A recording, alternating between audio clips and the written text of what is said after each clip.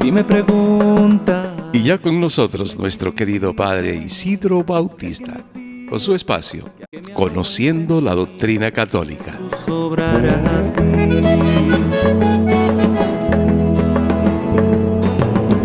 Entre alegrías y muchas. Muy buenos días, queridos hermanos, hermanas. Qué alegría poder reencontrarnos nueva vez, poder compartir este espacio conociendo nuestra doctrina católica a través de María Evangelizadora Radio, un pedacito de cielo en tu hogar. Qué alegría poder desde aquí, desde República Dominicana, Parroquia Santa Teresita, poder junto a ustedes reflexionar y profundizar en lo que es nuestra iglesia, nuestra vida cristiana, nuestra vida de fe. Y todo esto verlo a la luz de nuestra misión, la tarea que el Señor pone en nuestras manos, que es una tarea de testimonio, ser testigo de Él, ser testigo de su bondad, ser testigo de su amor. Pues vamos, como cada martes, a ponernos en las manos del Señor, vamos a abrir nuestro corazón a Él, pidiéndole que nos dé luz, nos dé su gracia, la gracia del Espíritu Santo, que nos dé la fortaleza de poder cada día caminar por las sendas que Él nos ofrece, siendo sus testigos. Te invito a que ahí donde estés, en tu caminar, en el camino, en el trabajo, en la casa, en la cocina, donde estés, ahí pues puedas poner tu corazón en las manos del Señor. Que tú puedas centrar tu vida en Él y dejar que sea el Señor que toque lo más profundo de tu ser. Señor Dios nuestro, queremos abrir nuestro corazón a ti, a tu gran bondad. Queremos vivir esta experiencia de formación, de conocimiento. Queremos seguir abrazando tu plan de salvación. Pero queremos de igual manera que seas tú mismo el que dirija nuestro peregrinar. Seas tú mismo, Señor, el que nos lleve a poder cada día ser conocedores de tu designio, tu plan de salvación. Ven, Señor, y derrama tu gracia, derrama tu presencia espiritual, tu Santo Espíritu en cada uno de nosotros. Bendice, protege y acompaña a nuestras familias. Concede gracias y bendiciones especiales a estas familias que van cada día siendo tus testigos, que van queriendo abrazar tu plan, van queriendo abrazar tu proyecto salvífico. Y a cada uno de nosotros, y a cada uno de aquellos que a través de María Evangelizadora Radio están en sintonía con nosotros, fortaléceles y guíales, Señor, por las sendas del bien. Te lo pedimos a ti que vives y reinas por los siglos de los siglos. Amén. Y así, mis hermanos, hermanas, iniciamos este espacio conociendo nuestra doctrina católica a través de María Evangelizadora Radio, un pedacito de cielo en tu hogar. Pues vamos a seguir avanzando en esta experiencia que estamos viviendo. Recuerden que estamos viendo en nuestro símbolo de la fe la experiencia de nuestra iglesia, que es una santa, católica y apostólica. Entonces, la apostolicidad de la iglesia que es apostólica, por su misión, por su misión, por la obra de evangelización, por seguir afianzada en la enseñanza, testimonio, experiencia de vida de los apóstoles, pero también por la realidad de los obispos que son sucesores de los apóstoles y que tienen la misión de enseñar, de orientar, dirigir y guiar a la iglesia. Ese apostolado que es el sentido de misión de cada uno. El apostolado es la vocación de cada cristiano, una vocación cristiana, es la misión, el apostolado. Y se refiere a toda la actividad que va realizando la iglesia en su caminar. Por eso cada uno de nosotros decíamos, como fieles cristianos, todos estamos llamados a dar testimonio. Todos los fieles cristianos tienen que estar incorporados a Cristo y se incorporan a Él desde el bautismo. Pero tenemos también una misión. los fieles cristianos. Y en ellos se destaca entonces la jerarquía de la iglesia, la jerarquía, laicos y aquellos que están de vida consagrada. Jerarquía son todo aquel que ha consagrado su vida al Señor, sacerdotes, diáconos, sacerdotes, obispos, cardenales, el Papa, todo eso formamos la jerarquía de la iglesia. Y laicos son todos aquellos que abrazan, son todos los fieles cristianos que incorporados a Cristo desde el bautismo. Todos ellos están integrados en ese pueblo de Dios y son partícipes, claro, cada uno a su modo, de diversas funciones, son partícipes de ese ministerio que da Jesús en el bautismo, ser sacerdote, profeta y rey. Y también está la vida consagrada, que son aquellos que deciden consagrar su vida al Señor a través de una experiencia de entrega a Él, con una experiencia ya no de jerarquía, porque no reciben una consagración sacerdotal, ni diaconal, ni episcopal, no, pero no son jerarquía, pero tampoco son fieles laicos porque tienen una dimensión especial en su conducta, su comportamiento y en la dedicación de su vida por entero al servicio del Señor. Así estábamos viendo entonces esta realidad de la vida. Y también veíamos la razón del ministerio eclesial, estas razones, a lo que se debe, lo que se fundamenta, esa vida de servicio a través de la vida consagrada. Pues vamos a seguir avanzando y vamos a ver ahora lo que es el colegio episcopal y su cabeza, el Papa, los obispos, el colegio episcopal y su cabeza, el Papa. No olvidemos que estamos viendo ese sentido de la iglesia que es apostólica. Entonces, todos estos aspectos que estamos viendo hacen referencia directa a esa misión de la iglesia de ser apostólica. Pues Cristo, al instituir a los 12, formó una especie de colegio o de grupo estable y eligiendo de entre ellos a Pedro, lo puso al frente de él, al frente de ese grupo, al frente de ese colegio.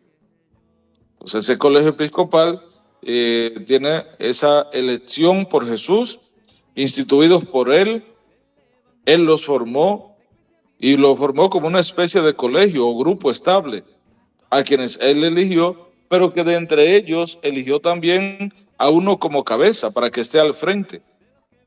En el caso de Pedro, en este caso a Pedro. Así como por disposición del Señor, San Pedro y los demás apóstoles forman un único colegio apostólico. Por análogas razones están unidos entre sí el romano pontífice, sucesor de Pedro, y los obispos, sucesores de los demás apóstoles. Entonces ya vemos, ya no son 12, son en cada país, en cada diócesis, al frente de cada diócesis pues hay un obispo que va representando a esos 12 apóstoles por análogas razones, entonces por analogía y semejanza, entonces se va viendo este sentido de misión. Y Pedro, claro, como cabeza, sucesor de Pedro, Papa, sucesor de Pedro, el romano pontífice, y los obispos, sucesores de los apóstoles de los demás. Así el Señor hizo de Simón, al que dio el nombre de Pedro, y solamente de él, la piedra de su iglesia. Le entregó las llaves de ella. Mateo 16, 18 y 19. Lo instituyó pastor de todo el rebaño, como lo manifiesta en San Juan 21, del 15 al 17. Está claro que también el colegio de los apóstoles, unidos a su cabeza, recibió la función de atar y desatar, dada a Pedro, igual que a los demás apóstoles. Este oficio pastoral de Pedro y de los demás apóstoles pertenece a los cimientos de la iglesia, esos inicios, esa base esencial de la iglesia, y se continúa por los obispos bajo el primado del sumo pontífice del Papa. Piensa que esto no es un invento de los obispos y del Papa, ¿no? Está estrechamente unido a Jesús y a ese ministerio que confirió a aquel colegio apostólico, a los apóstoles, y Pedro, claro, como cabeza de ellos. Eso está identificado y unido plenamente a esa misión, a esa tarea que el Señor confiere.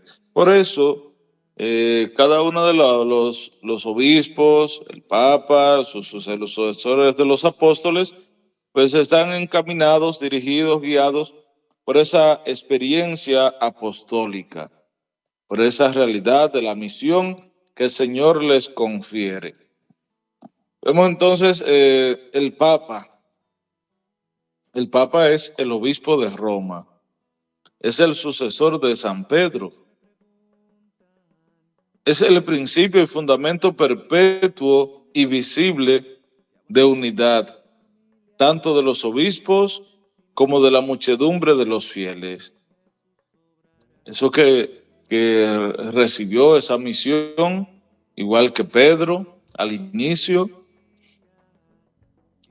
esa misión de ser instrumento de unidad, de consolidar a la iglesia, de consolidarla conforme a lo que es el designio, el proyecto de Dios.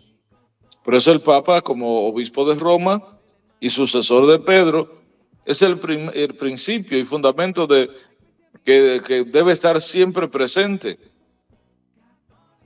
de signo de unidad, tanto de los obispos entre sí como también de los fieles, de toda la comunidad, de todas las muchedumbres de la iglesia, de los fieles. El pontífice romano, en efecto, tiene en la iglesia, en su caminar, en virtud de su función de vicario de Cristo y pastor de toda la iglesia, tiene la potestad plena, suprema y universal, que puede ejercer siempre con entera libertad. Ese ser pastor supremo de la iglesia universal, ese ser vicario de Cristo, ese sumo pontífice que tiene esa virtud en virtud de su función, tiene esas características, tiene esos elementos esenciales. Y es que él ejerce la potestad suprema y universal, y esa puede ejercerla siempre con entera libertad, en cualquier parte de la iglesia, en cualquier lugar. El colegio o cuerpo episcopal. El colegio o cuerpo episcopal no tiene ninguna autoridad si no se la considera junto con el romano pontífice. Si no está en comunión con el Papa, con el sucesor de Pedro,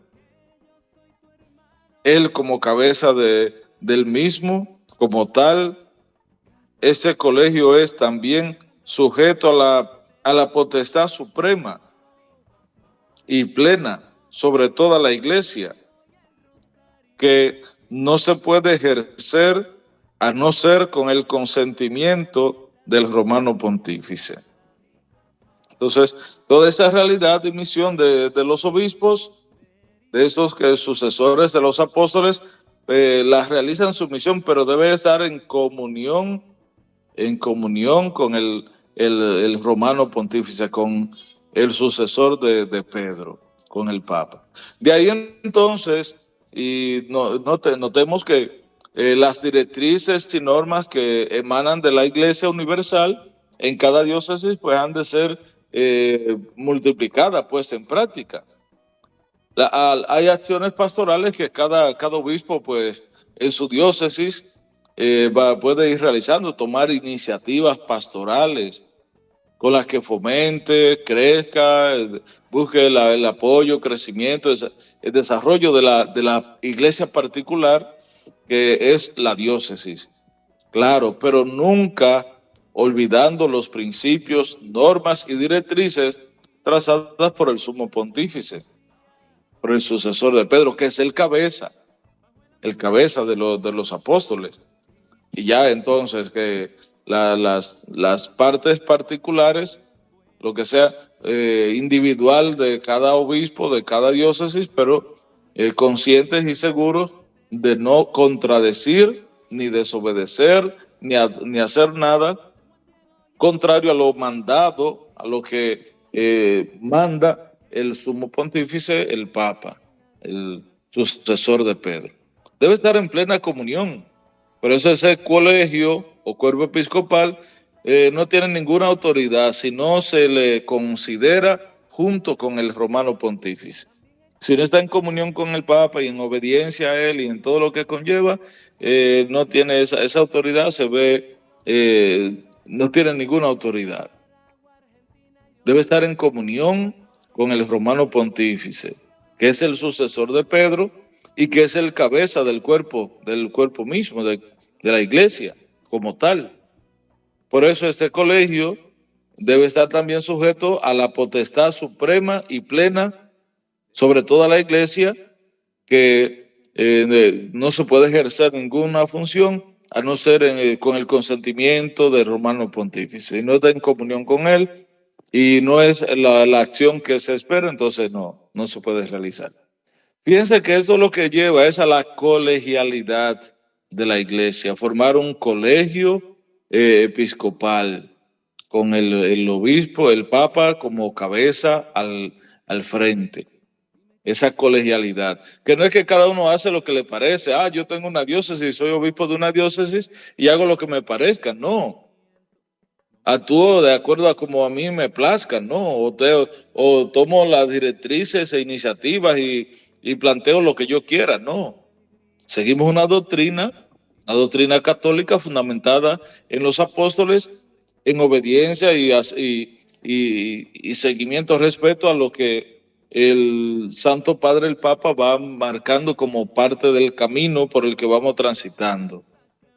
Por eso, cada diócesis, aunque es una iglesia particular, ya veíamos el otro día, que cada diócesis como una iglesia particular, pero está en comunión con la iglesia universal. Está en plena comunión.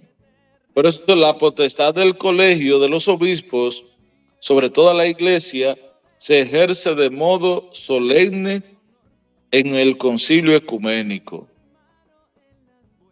No existe concilio ecuménico si el sucesor de Pedro no lo ha aprobado o al menos aceptado como tal. Por eso, ese colegio de los obispos, ejerce toda su misión, pero bajo la tutela, el guía, y ya lo señalaba, la aprobación o aceptación de tal concilio ecuménico, de todo lo que se plantee como normas dentro de la iglesia. Sigue señalándose que ese colegio, en cuanto compuesto de muchos, expresa la diversidad y la unidad del pueblo de Dios. En cuanto reunido bajo una única cabeza, y expresa la unidad del rebaño de Dios, y que también es lo que Jesús proyectó que se debía hacer, que todos formemos un solo rebaño en el que Él sea nuestro único pastor, nuestra cabeza, Él sea nuestro guía, sea Él el que dirige y acompaña esa misión de la iglesia. Por eso, cada uno de los obispos, por su parte, entonces, es el principio y fundamento visible de unidad en sus iglesias particulares. La iglesia particular en las diócesis. Y cada uno de los obispos, entonces, por su parte, debe ser el principio y fundamento visible de unidad en las iglesias particulares. El obispo en una diócesis es de ser el primero que ha de dar estos signos de unidad, mostrar ese sentido de unidad hacia los demás obispos, el Papa, pero también guiar y llevar a la unidad a esa iglesia particular que el Señor le ha confiado. La iglesia particular, la diócesis en la que está ejerciendo su ministerio episcopal. Por eso, cada uno de los obispos, por su parte, es el principio y fundamento visible de unidad en sus iglesias particulares, pero también es un signo, señal de unidad hacia la iglesia universal, porque muestra esa unidad con los demás obispos y con el sucesor de Pedro, que es el Papa. Como tales, ejercen su gobierno pastoral sobre la porción del pueblo de Dios que le ha sido confiada. El obispo ejerce su función sobre la porción del pueblo de Dios que le ha sido confiada. No es una misión universal, la misión de los obispos. No es una misión abierta no, el Papa sí es cabeza de la Iglesia universal. Pero los obispos ejercen su ministerio, su total, en el ejercicio de gobierno, su gobierno pastoral sobre la porción del pueblo de Dios que le ha sido confiada. Y ya eso lo entendemos fácilmente, sobre todo en los países donde están bien marcadas nuestras diócesis. Igual también en cada país están ya con unos límites territoriales, cada diócesis. Aquí por lo menos están divididos en provincias. Por ejemplo, la diócesis de La Vega, el obispo nuestro que está al frente de ella, que ha sido designado ya para la diócesis de Santiago de los Caballeros, nuestro obispo, pero nuestra diócesis y el campo donde él ejercía su ministerio, pues la provincia de La Vega, la Monseñor Noel de Bonao, Sánchez Ramírez Cotuí y Hermanas Mirabal de Salcedo. Dentro de ese territorio, entonces tiene su misión. Por eso decíamos que cada obispo tiene, por su parte, primero es el principio y fundamento visible de unidad dentro de ese territorio, que es esa iglesia particular, y ejerce su gobierno pastoral sobre esa porción del pueblo de Dios que le ha sido confiada. No en toda la iglesia, no en todo el país, no en todas las diócesis, sino aquella que se le ha sido confiada. Por eso, el obispo, asistido por los presbíteros y los diáconos, realiza su misión dentro de esa diócesis, ese territorio, esos fieles que le han sido confiados. Pero como miembros del colegio episcopal, cada uno de ellos entonces participa de la solicitud por todas las iglesias. Como es miembro de un colegio, entonces sus plegarias, sus oraciones y todo eso ha de estar orientado entonces a los demás miembros. Ese colegio episcopal trata de que cada uno de ellos participe de la solicitud por todas las iglesias, las plegarias, las súplicas, todas aquellas que ejercen primeramente dirigiéndose bien por su propia iglesia, empezando por la suya, aquella que se le ha confiado. Por eso deben ejercer principalmente su misión dirigida en primer lugar hacia el bien de la iglesia, su propia iglesia, su iglesia particular, como porción de la iglesia universal. Y con ello contribuye eficazmente entonces al bien de todo el cuerpo místico de Cristo, que es la iglesia. así contribuya al bien de todo el cuerpo místico, que es la iglesia, y que es también el cuerpo de la iglesia. Esta solicitud se extenderá también particularmente a los pobres, aquellos marginados, alejados, a los perseguidos por la fe y a los misioneros y misioneras que trabajan por toda la tierra. Entonces, si hasta ellos llega este sentido de misión,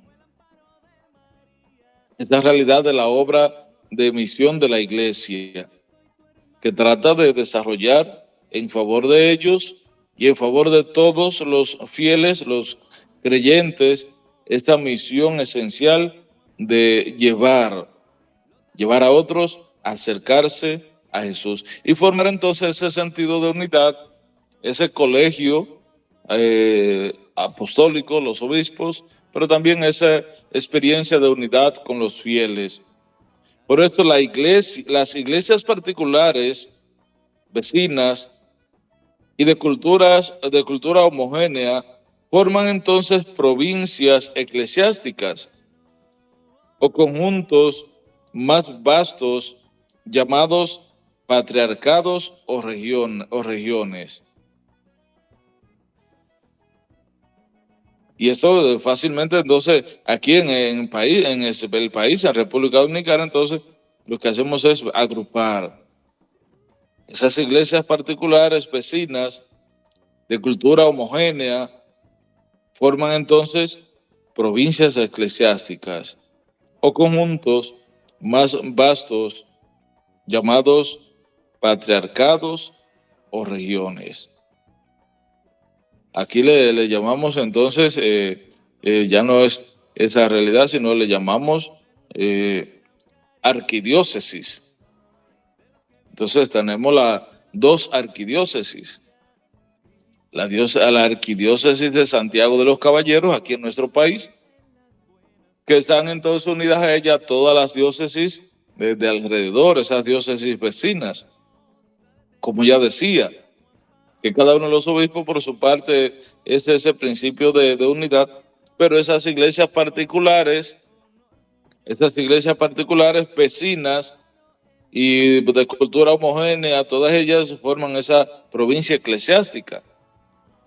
Entonces podríamos decir que en República Dominicana tenemos dos provincias eclesiásticas, la de Santiago y la de Santo Domingo. La de Santiago, que pertenecen entonces a esas diócesis vecinas, La Vega, Mao, Puerto Plata, San Francisco y Santiago. Esas 5 diócesis conforman esa provincia eclesiástica o arquidiócesis de Santiago, y las otras restantes entonces la de Santo Domingo, la arquidiócesis de Santo Domingo con sus diócesis sufragáneas.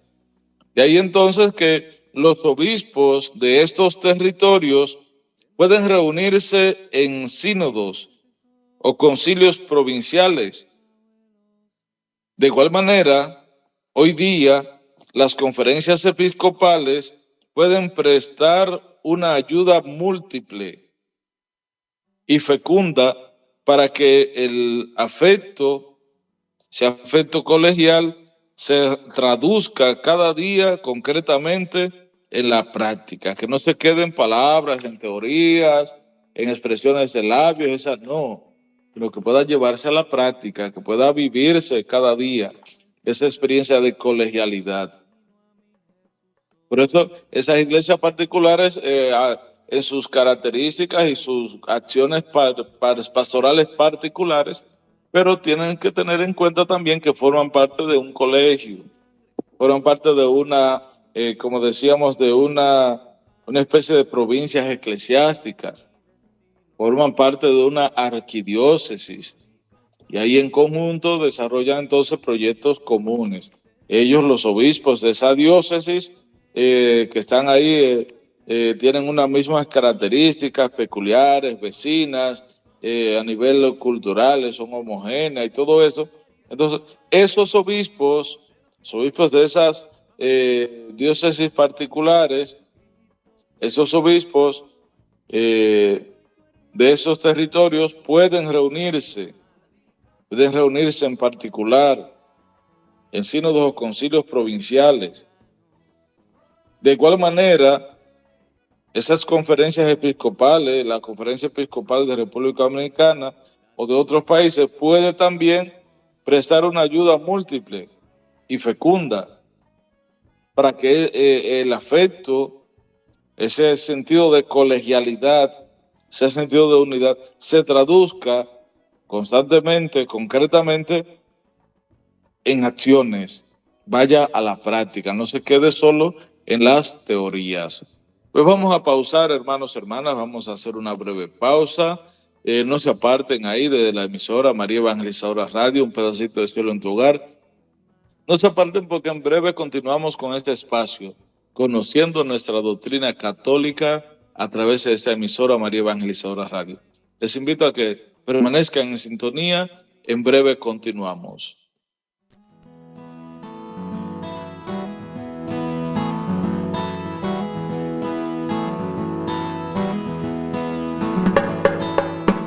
Si me preguntan, si me critican, si alguien me pide que abandone a mi familia, es que me hago buen sentimiento, no me imagino a mi Jesús obrar así.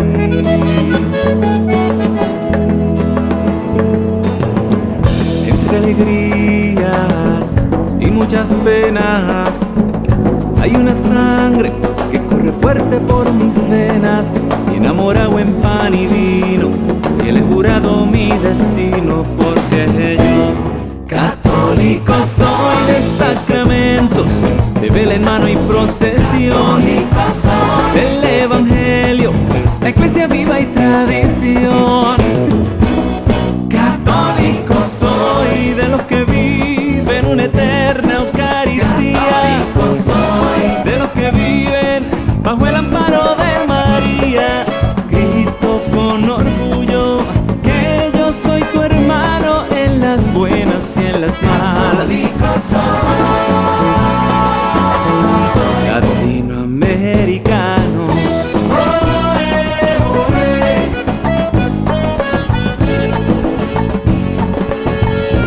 Latinoamericano.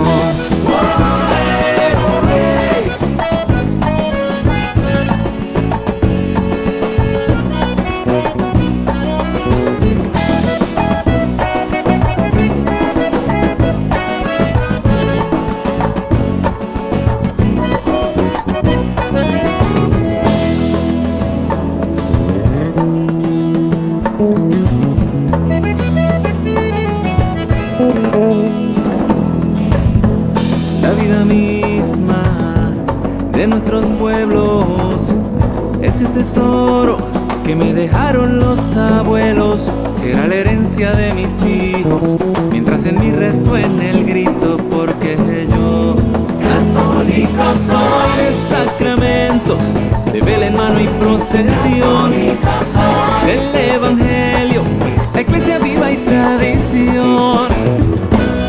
Católico soy de los que viven una eterna Eucaristía, de los que viven bajo el amparo de María. Grito con orgullo que yo soy tu hermano en las buenas y en las malas. Católico soy de Santa Rosa, de Teresa y de Juan Pablo, los de Don Bosco, los de Juan Diego y el Rosario. Grito con orgullo que yo soy tu hermano en las buenas y en las malas. Latinoamericano.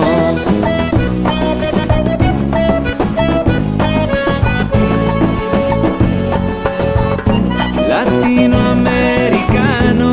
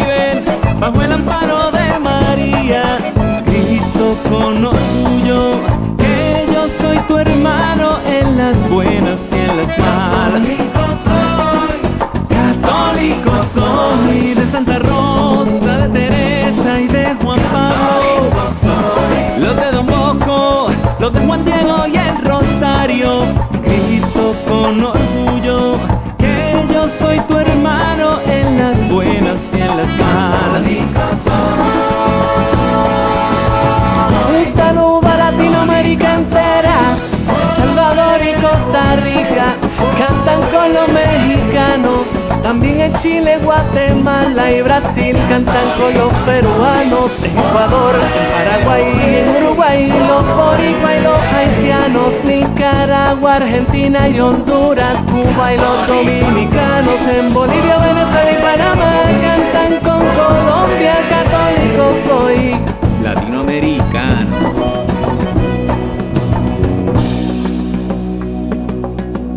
La vida misma de nuestros pueblos, ese tesoro que nos dejaron los abuelos.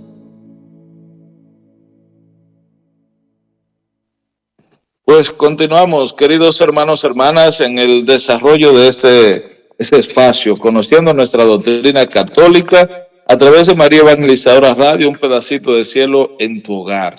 Y vamos a ver entonces, estamos viendo ese sentido de colegialidad del colegio apostólico, con el Papa a la cabeza como el que está al frente, dirige, y cómo cada una de las acciones, la misión de ese colegio apostólico debe estar en estrecha comunión, en estrecha relación. Y decía que aunque tiene cada uno su diócesis particular, a veces con algunas características particulares, proyectos pastorales y todo eso, pero deben estar en comunión cada uno, en comunión con el Papa, pero en comunión también con esos demás hermanos obispos con los que comparten su vida, su ministerio episcopal. Vamos a ver entonces la misión de los obispos. ¿Cuál es la misión del Papa, los obispos? Pues tienen la misión de enseñar, la misión de santificar y la misión de gobernar. Todo eso, esa es la misión de los enseñar, santificar y gobernar a la iglesia, a los fieles cristianos. Esa es la misión. Entonces, la misión de los obispos, la misión de enseñar. Los obispos son con los presbíteros, los obispos unidos a los sacerdotes, que son sus colaboradores cercanos, tienen como primer deber el anunciar a todos el evangelio de Dios. Esa es la de enseñar, la misión de enseñar. Es llevar a todo el pueblo de Dios ese mensaje del evangelio, a todos los fieles, a todos los cristianos. Los obispos con los sacerdotes, que son sus colaboradores cercanos. Tenemos esa misión particular y tenemos el deber de anunciar a todos el evangelio de Dios. No los de mi grupo, que yo soy de la hermandad de Emaús y entonces yo le predico y le anuncio el evangelio solo a los de la hermandad de Emaús. No. Como obispo, como presbítero, tenemos la misión de llevar el mensaje a todos, anunciar a todos el evangelio de Dios.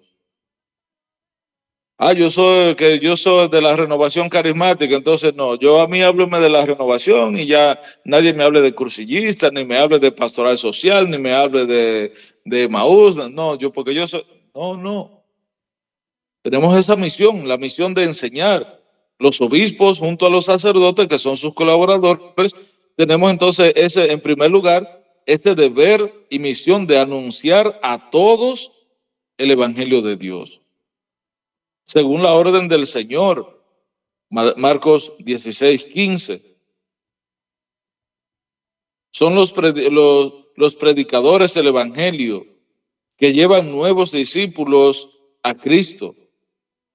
Han de ser también los obispos y los sacerdotes, los presbíteros, han de ser también los maestros auténticos por estar dotados de la autoridad de Cristo. No es porque yo quiera, ni porque me lo invento, me parezca bien o bonito, me parezca placentero. No. Es por esa autoridad, esa gracia, es por esa misión que Cristo mismo ha puesto en mis manos. Para mantener a la iglesia en la pureza de la fe transmitida por los apóstoles. Cristo, que es la verdad, quiso entonces conferir a su iglesia una participación en su propia infalibilidad por medio del sentido sobrenatural de la fe. Por eso, el pueblo de Dios que se une indefectiblemente a la fe bajo la guía del magisterio vivo de la iglesia, entonces participa de todas esas bendiciones y gracias especiales de Dios. Por eso esa misión de los obispos y de los sacerdotes está ligada al carácter definitivo de la alianza instaurada por Dios en Cristo. Esa alianza de Dios a través de Cristo con su pueblo, que debe entonces protegerlo de las desviaciones, de los fallos. Debe de buscar garantizarle la posibilidad objetiva de profesar sin error la fe auténtica. Por eso debe enseñar, y esa misión de enseñar, pero enseñar correctamente, sin error, sin defecto. Esa fe auténtica, verdadera. Por eso decía ahorita que aquellos que no están en comunión con el sumo pontífice, que no siguen las normas y directrices de la iglesia, entonces no ejercen su misión acorde con lo que es el plan de Dios. El oficio pastoral del magisterio está dirigido así entonces a velar para que el pueblo de Dios permanezca en la verdad que libera. Velar para que permanezca en la verdad, no en el error. Y miren, realmente de manera coincidencial, lo que la palabra de Dios va llevando, va anunciando. Habrán señales, habrá esto, habrá el otro. Habrá quienes vengan, decía hoy mismo el Evangelio. Habrá quienes vengan diciendo yo soy, o ya el tiempo está aquí. No se dejen engañar, dice Jesús. No se dejen engañar por aquellos falsos que vienen diciendo yo soy, o ya el tiempo está cerca, ya viene. No se dejen engañar. No se dejen llevar por esos que van llevando palabras que no son las que deben ser. Por eso los obispos, los sacerdotes, en la misión de enseñar al pueblo de Dios, debe garantizarle entonces a ese pueblo la posibilidad objetiva, no subjetiva, no aparente, ni que a mí me dijeron, la posibilidad de profesar sin error esa fe auténtica. Y ese oficio pastoral de los obispos y sacerdotes está dirigido así, a velar para que el pueblo de Dios permanezca en la verdad que libera. De igual manera, para cumplir este servicio, Cristo ha dotado a los pastores con un carisma de infalibilidad en materia de la fe y de costumbres. Le ha instruido, le ha enseñado. Y el ejercicio de este carisma puede revestir entonces varias modalidades. Puedes llevarle a ejercerlo de diversas maneras. Por eso, y seguimos señalando, el romano pontífice, el Papa, que es cabeza del colegio episcopal, goza de esta infalibilidad. En virtud de su ministerio, cuando como pastor y maestro supremo de la Iglesia Universal, de todos los maestros y pastor de todos los fieles, a los cuales él confirma en la fe, a sus hermanos, él confirma y da a los obispos esa misión, entonces proclama por un acto definitivo la doctrina en cuestiones de fe y moral. La infalibilidad entonces prometida a la Iglesia reside también en el cuerpo episcopal, cuando este cuerpo episcopal ejerce el magisterio supremo con el sucesor de Pedro, sobre todo en un concilio ecuménico. En un concilio, hay esas palabras, esas expresiones. Cuando la Iglesia propone entonces por medio de su magisterio, del magisterio supremo, que algo se debe aceptar como verdadero, como revelado por Dios para ser creído y como enseñanza de Cristo, hay que aceptar sus definiciones con la obediencia de la fe. Y esto es lo que a lo largo de la Iglesia hubo muchas realidades difíciles. Y ha habido también muchos cismas en la Iglesia, muchas realidades de división, también producto de herejías y esos cismas que han llevado a división en la Iglesia. Porque algunos no aceptan las verdades enunciadas por el magisterio de la Iglesia, lo que se propone y se dice que debe ponerse en práctica y que debe ser creído y enseñado por los pastores en la Iglesia, entonces no lo han aceptado. Y eso recuerden la experiencia del mismo Martín Lutero, cuando crea esa realidad de división. Es por eso, por no aceptar algunas normativas, directrices, enseñanzas que se propusieron y se enunciaron como verdades de fe en la Iglesia. Por eso, esta infalibilidad abarca todo el depósito de la revelación divina, todo eso. Por eso la asistencia divina es también concedida también a los sucesores de los apóstoles, a los obispos. Y ellos, cuando enseñan en comunión con el sucesor de Pedro, con el Papa, de una manera particular, o el obispo de Roma junto a él, como el pastor de la Iglesia, todo lo que ellos enseñan y proclaman también debe ser creído y enseñado como verdades de fe. Aunque sin llegar, y lo proclaman, aun sin llegar a una definición infalible y sin pronunciarse de una manera definitiva, pero proponen en el ejercicio del magisterio ordinario una enseñanza que conduce a una mejor inteligencia de la revelación en materia de la fe y de costumbres. Entonces, a esas enseñanzas ordinarias que los fieles deben adherirse con espíritu de obediencia religiosa, que aunque distinto del asentimiento de la fe, es una prolongación de él.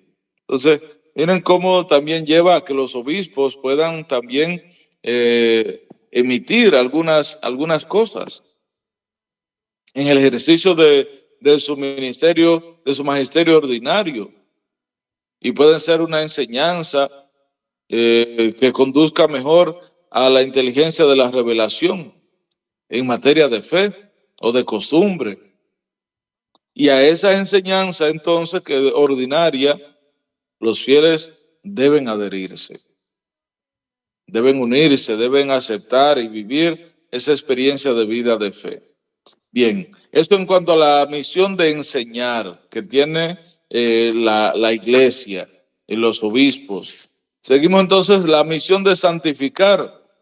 El obispo es el administrador de la gracia del sumo sacerdocio, en particular en la Eucaristía, que él mismo ofrece o cuya oblación asegura por medio de los presbíteros, de los sacerdotes, que sea ofrecida en cada parroquia, en cada comunidad. Esos colaboradores suyos, colaboradores del obispo, van administrando esa gracia especial de la Eucaristía, ese sacramento. Por eso el obispo es el administrador de la gracia del sumo sacerdocio. Se refiere particularmente a la Eucaristía. Y esa Eucaristía que él mismo ofrece, o cuya oblación asegura que se ofrezca por medio de los presbíteros, los sacerdotes, que son sus colaboradores, a través de ellos. Porque la Eucaristía es el centro de la vida de la iglesia particular. Es el centro, la Eucaristía es el centro de la vida de la iglesia particular. Y el obispo y los presbíteros santifican la iglesia con su oración y su trabajo. Y por medio del ministerio de la palabra y de los sacramentos. Por eso la santificación con su ejemplo, la santifican la iglesia, tanto los obispos como los sacerdotes, la santifican con su ejemplo. No tiranizando a los que se le ha tocado cuidar, como siendo modelos, sino siendo modelos de la grey, de esas ovejas. Así es como llegan a la vida eterna junto con el rebaño que les fue confiado. Esa es la misión de santificar. Y así van ejerciendo ese ministerio. Pues decíamos que hay una triple misión que tienen los obispos y sacerdotes frente a los fieles. Y decíamos que tenían la misión de enseñar, instruir, enseñar. Tenían también la misión de santificar, y ya lo veíamos, esa misión de santificar. Y también está la misión de gobernar. Pues el tiempo se nos termina, queridos hermanos. En la próxima, pues veremos esta misión de gobernar que tienen los pastores de la iglesia. Y seguiremos viendo entonces el sentido de la misión de los fieles laicos y la vida consagrada. Vimos que estaban la parte del magisterio, lo hemos visto, los obispos y los presbíteros, esa misión, los consagrados. Bien, pues mis hermanos y hermanas, se nos termina el tiempo. No hay tiempo para más. Llegamos al final de este espacio de este día, conociendo nuestra doctrina católica a través de María Evangelizadora Radio, un pedacito de cielo en tu hogar. Le pedimos al Señor que Él nos conceda su gracia para cada día poder permanecer en Él. Que nos bendiga, nos acompañe siempre en nuestro camino. Que sea el Señor que bendiga nuestra familia, cada una de las obras que hacemos, cada una de las cosas que vamos queriendo realizar en nuestro caminar. Señor Jesús, gracias te damos por la vida, por la familia. Gracias por esta experiencia de vida de fe que tú nos concedes. En este último martes de este mes de noviembre, mes de la familia, queremos que seas tú, Señor, que bendiga y acompañe el peregrinar de cada familia. Que podamos unirnos cada vez más, que podamos dar testimonio de Cristo en medio de nosotros y que esos valores de vida de fe, de vida cristiana, esos valores morales, humanos, cristianos, en los que están fundamentadas nuestra vida, en nuestras familias, pues estén siempre latente, presente en nuestras vidas. Gracias, Señor, por tu amor. Gracias por tu bondad y misericordia. Gracias por ser nuestra fortaleza en los momentos difíciles. Que seas tú, Señor, que nos acompañe y nos sostenga siempre. Y vamos ahora a pedir al Señor derrame sobre todos nosotros su bendición. Que el Señor esté con ustedes y la bendición de Dios Todopoderoso, Padre, Hijo y Espíritu Santo, descienda sobre cada uno de ustedes y permanezca para siempre. Y así, mis hermanos y hermanas, llegamos al final de este espacio, conociendo nuestra doctrina católica a través de María Evangelizadora Radio. El Padre Isidro Bautista ha estado con ustedes. Hasta la próxima. Buen sentimiento, no me imagino a mi Jesús obrar así.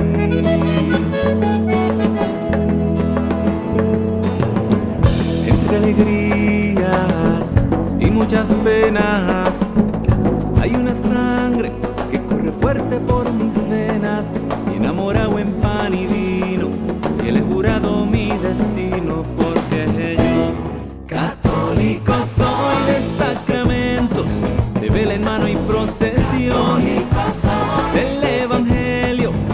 iglesia vive